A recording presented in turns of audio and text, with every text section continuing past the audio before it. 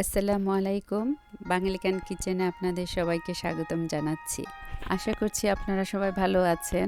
এখন যেহেতু আমের সিজন, এর জন্য আমি আজকে ম্যাঙ্গো আইসক্রিম দেখাবো কিভাবে সহজেই আপনারা ঘরে ম্যাঙ্গো আইসক্রিম তৈরি করে নিতে পারেন। সেই রেসিপিটি আজকে শেয়ার করব। চলুন দেখে নিচ্ছি কিভাবে ম্যাঙ্গো আইসক্রিম তৈরি করছি। আমের আইসক্রিম বানানোর জন্য আমি এখানে একটি ঠান্ডা বল নিয়েছি আর হ্যান্ড হুইস্কটাকেও আমি ফ্রিজে রেখে দিয়েছিলাম আধা ঘন্টার জন্য। এর মধ্যে আমি এখন ঠান্ডা রেফ্রিজারেটরের থেকে বের করে 2 কাপ হেভি ক্রিম নিয়েছি। হেভি ক্রিমটাকে বিট করতে হবে। এটা একটু ধৈর্য নিয়ে করতে হবে। এটা 3-4 মিনিটের মতো লাগবে, যতক্ষণ পর্যন্ত না এরকম থিক হয়ে যায়।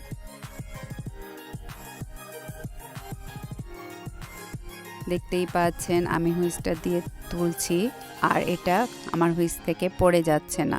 এখন আমি এর মধ্যে 1 কাপ পাকা আম নিয়েছি। আমটা মিষ্টি ছিল আর আমি আমটাকে কেটে এটাকে ব্লেন্ড করে চালনিতে একটু ছেঁকে নিয়েছি।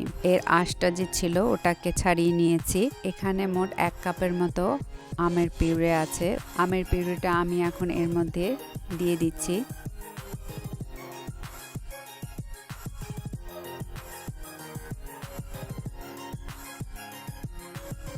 আর সাথে দিচ্ছি 1 কাপ কনডেন্সড মিল্ক,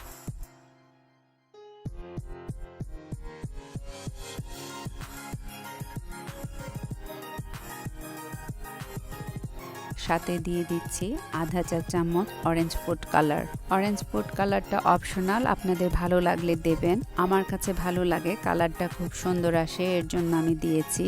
আপনাদের যদি পছন্দ না হয় আপনারা এটা স্কিপ করতে পারেন। তো সবগুলো উপকরণকে আমি এখন হুইস্ক দিয়ে ভালোভাবে মিশিয়ে নিচ্ছি। প্রায় অনেকখানি ঘন হয়ে এসেছে, একদম হুইপড ক্রিমের মতো না, আবার একেবারে পাতলাও না, একটু ঠিক হয়ে এসেছে, দেখতেই পাচ্ছেন। হুইস্ক করা শেষ।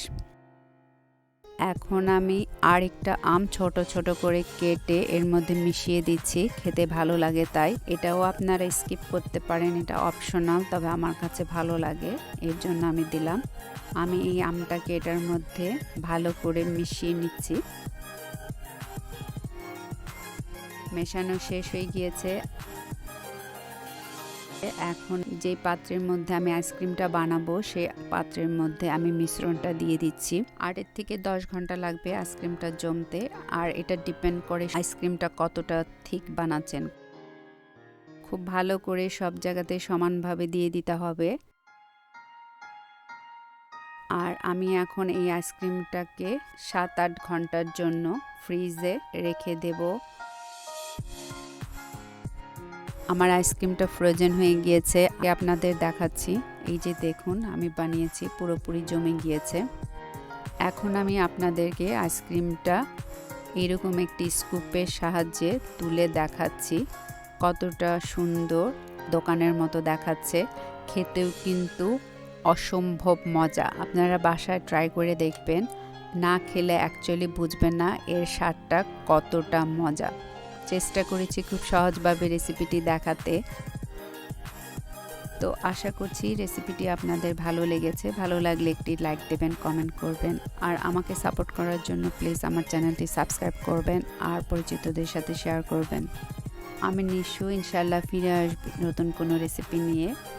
আপনারা সবাই ভালো থাকবেন, সুস্থ থাকবেন, আমার ও আমার পরিবারের জন্য দোয়া করবেন। আল্লাহ হাফেজ।